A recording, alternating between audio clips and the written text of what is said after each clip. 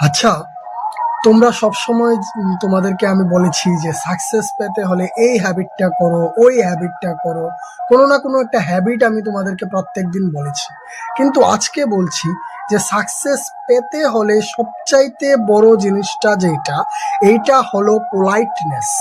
ঠিক আছে? যদি তোমার মধ্যে পোলাইটনেস থাকে তাহলেই তুমি অনেক বড় লেভেলে সাকসেস হতে পারবে।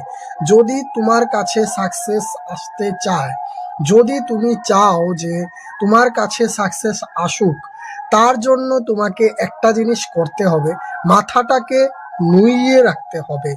ঠিক আছে? মাথাটাকে নোয়াতে শিখতে হবে, মাথা নুইয়ে যে কোনো জিনিস শিখতে হবে।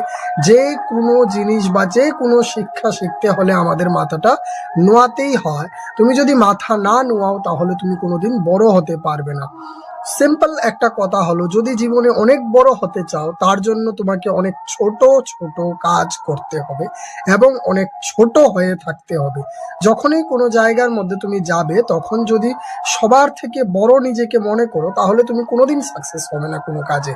তুমি যদি নিজেকে সবার থেকে ছোট মনে করে সবার থেকে শিখতে থাকো, সবার থেকে কোনো না কোনো কিছু জানতে থাকো, তাহলেই তুমি ভবিষ্যতে একদিন না একদিন সাকসেস হয়ে যাবে।